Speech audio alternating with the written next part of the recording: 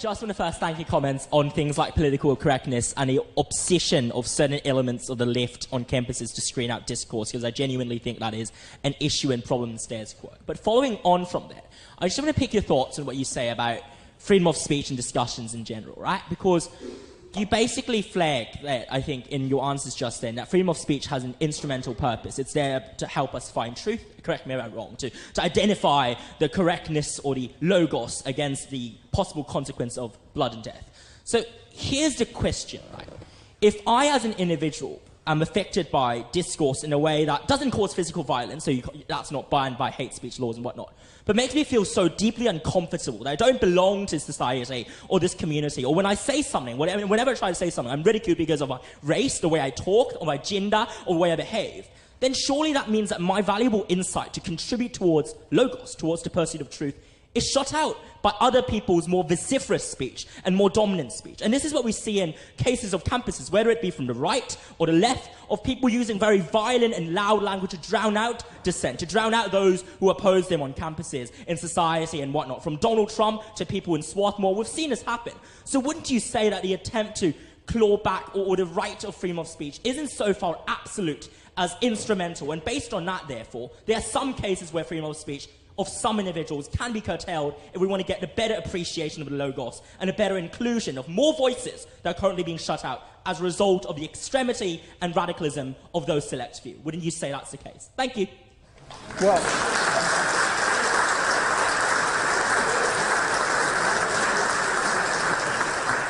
Well, there's a very simple answer to that, which is yes, but I'll elaborate. I mean, the first thing is, like, I'm not an admirer of hate speech laws.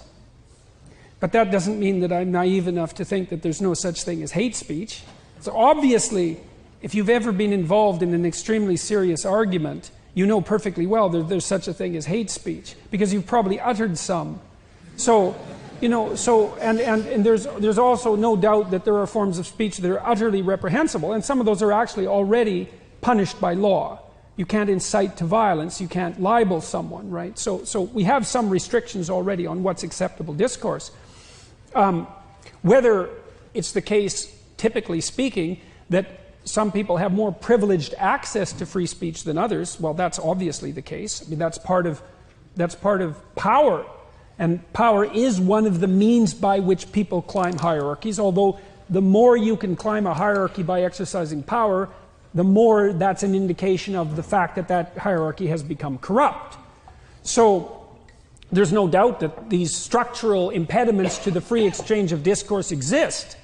There's also no doubt, as you already laid out, that that's not in everyone's best interest, because what you want, if you have any sense in your society, and this is also why I think that we've put proper emphasis on the sovereignty of the individual, is that you want everyone's logos to have the opportunity to clarify the unknown and reconstitute the world.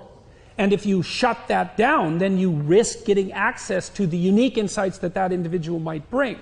Okay, so I agree with your diagnosis completely. And I think that, you know, even in the West, to ignore the fact that many of our hierarchies tilt towards tyranny and that prejudice still exists in multiple forms is a mistake, although it's only one factor among many and shouldn't be identified as the primary causal determinant of each individual's life. I think that's a dreadful error. The question is, what do you do about it? And the devil's in the details. And as I said already, I'm not an admirer, for example, of hate speech laws, even though there's plenty of hateful speech, because I think the best thing to do is to leave free speech alone as much as you possibly can. Not because that will result in the perfect conditions for free speech, but because anything else that you're likely to do is going to make it worse rather than better. And so that's how it looks to me. Can I just follow up very quickly? So, just want to pick your brains on hate speech laws, because it seems that you agree that the pursuit of logos and logic and some sort of achievement of individualization, individual autonomy that is the end goal of discussion here, right? So let's assume, like, correct me if I'm wrong again, that's the end objective.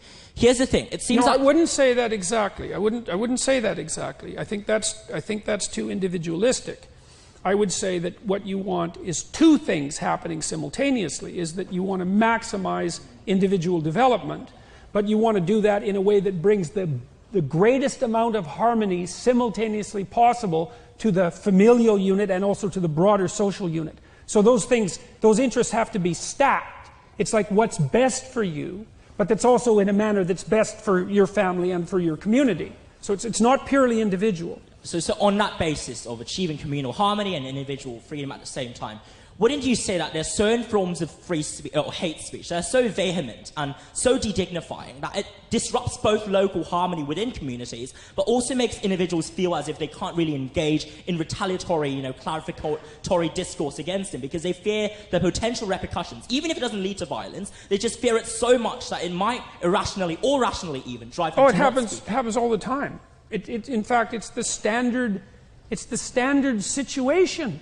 If you look across the world, most societies don't do a good job of either promoting or allowing free speech.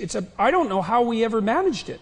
It's so unlikely because it's so hard on people and hard on those who occupy positions of power in tyrannical hierarchies that I can't believe that any society's ever managed to figure it out at all. So those dangers are always there. And I also think the highest likelihood often is that societies that do put high value on free speech will lose that because it's so difficult to maintain. So, but with regards to hate speech, for example, let's say that things would be much better if there was less hateful speech. It's like, seems highly probable to me, especially if you look at the more egregious forms of hateful speech. How best to regulate it? Well, my sense is you let those who wish to utter hateful things do so and let everyone hear them, because that's the best way to ensure that what they're saying will be understood and rejected. Now, in order to posit that, you have to assume that the population composed of sovereign individuals is wiser than it is foolish. And, that's a tight... That's a hope. You might think about it as an axiom of faith, but I do believe it to be the case. I think that if you put the evidence in front of people, by and large, they will do the right thing. I think that the problem with regulating hate speech, it's very simple. Who defines hate? And the answer to that is, over any reasonable period of time, exactly the people you would least want to have define hate. And so the consequences of the regulation become incalculably worse as a problem than the problem that they were designed to deal with. To think otherwise is to think in a sort of utopian manner. It's like, well, we have a problem, hate speech. Well, we can come up with a solution and there will be no problems with that solution.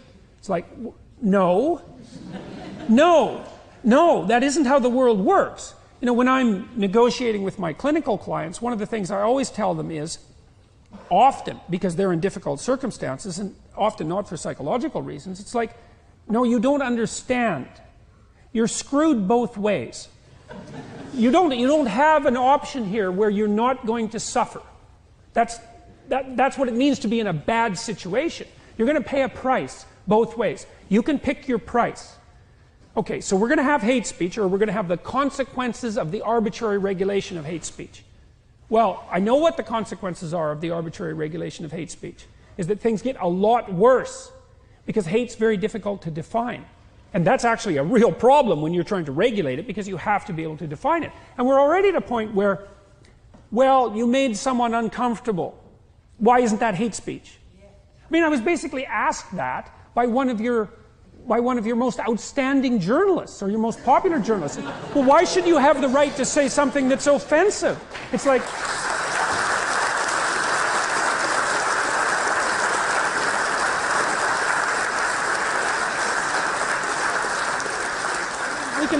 We can think that through. Let's think that through for a minute. So, my riposte to her, essentially, although this wasn't directly, it was, that's not a very smart question for a journalist to be asking.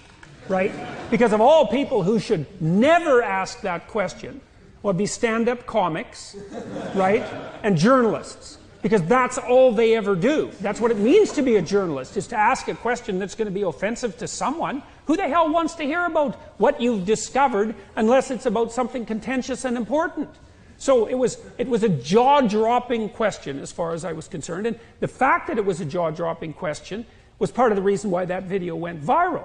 Okay, so now let's think about offensiveness as part of hate. Okay, so the first thing we might say is that you really need to think when you have a difficult problem.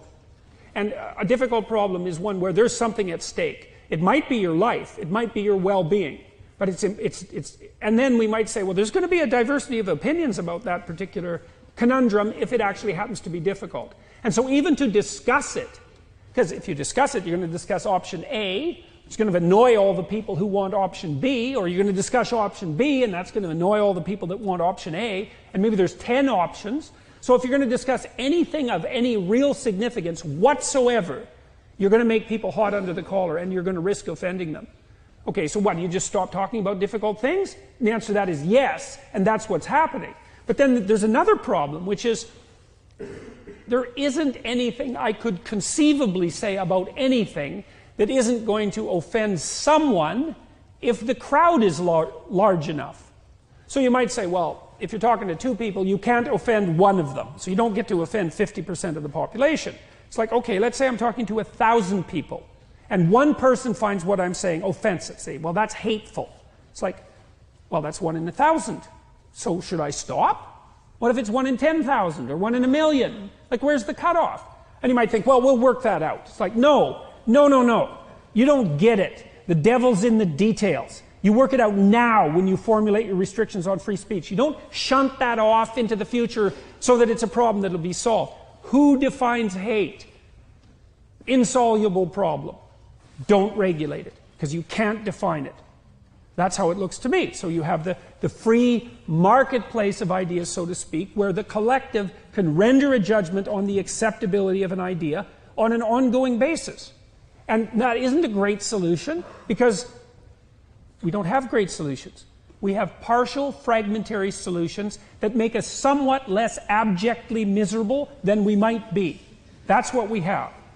And if we try to eradicate that kind of risk completely, all we do is magnify a different kind of risk. To such a point that today, if you were to subtract the influence of oil, the Muslim world would join sub-Saharan Africa as being the most unimportant, inconsequential part of the planet.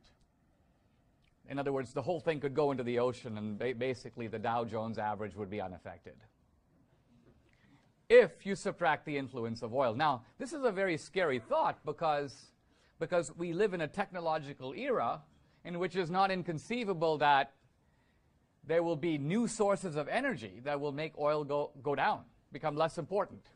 The Muslims know this, and so they have been trying to diagnose what has happened to them. Why has their culture, once so strong, become so weak? And the radical Muslims have basically come up with an answer, and that is that the reason this has happened is that we have stopped being, you might say, real Muslims. So they diagnosed their plight as one of needing to renew Islam and return to the kind of militaristic, politicized Islam that was there at the beginning. Remember, Islam was a terrifying sight to behold from the 7th century till about the 10th century. Today, again, looking through the backward rear-view mirror, people say, oh, the Crusades were horrible. Why did we do the Crusades? It was our fault. Oh, really? Well, that whole region that we call the Middle East used to be Christian. Egypt, Syria, Jordan, Iraq, all Christian. So the Muslims conquer it all. And then Muslim armies go south into Africa, east into Asia, north into Europe. They conquer parts of Italy, all of Spain, which they rule for 700 years. They're at the gates of Vienna. And finally, belatedly, the sleepy Christians wake up and say, what the heck? And begin to mobilize some French knights and storm Jerusalem, briefly retake. So the Crusades are a belated, clumsy, ineffective effort to defend against Islamic irredentism and conquest. And so Gibbon, the historian who wrote The Decline and Fall of the Roman Empire, no friend of Christianity, but Gibbon says that had the Crusades not happened, had the Christians not mounted a counterattack, he goes, in our time, writing in the 18th century, he goes, the teachings of Muhammad would be the curriculum in Oxford and Cambridge. In other words, the Muslims would have taken all of Europe. There was nothing to stop them if they had not been, in fact, stopped. All right. So the radical Muslims are trying to restore under new circumstances, circumstances not of strength but weakness, that initial fire of Islam that made Islamic armies unstoppable and made Islam a spectacular force in the world. There were 5 Islamic empires operating simultaneously. The Mughal Empire in India, for example, the Safavid dynasty, and then the biggest was the Ottoman Empire, based in Turkey. All of this is going on not that far back in history. Today, in the movie 2016, coming back to projections about Obama and projections about the world, I said, what looks to be happening in the Muslim world is, for the first time, the rise of, and the term I used was the United States of Islam. The United States of Islam. And what that means is, that's not Al-Qaeda. Al-Qaeda is basically a website and terrorists on the monkey bars. Al-Qaeda doesn't have any territory. That's why they had to go to Afghanistan, courtesy of invitations from the Taliban. So that's ragtag terrorism. It can have a tremendous impact, but it's totally different than controlling territory, having armies, having a parliament. So the Iranians have a parliament. They meet in Tehran. They control the capital. They're building nuclear bombs. So in addition to Iran, in the movie 2016, I predicted that there would be a transnational force emerging across the Islamic world. The United States of Islam, I called it. It essentially was an effort to create a transnational Islamic state. And that state currently has a name, and its name is ISIS, the Islamic State of Iraq and Syria. For some bizarre reason, Obama keeps calling it ISIL. I don't know what ISIL is. I think it's the metrosexual term for ISIS. I'm being slightly facetious, but so this is what's happening in the Muslim world. Now, normally, this is not an existential threat to the United States if the United States were united. The United States united could quite easily deal with the threat of radicalism.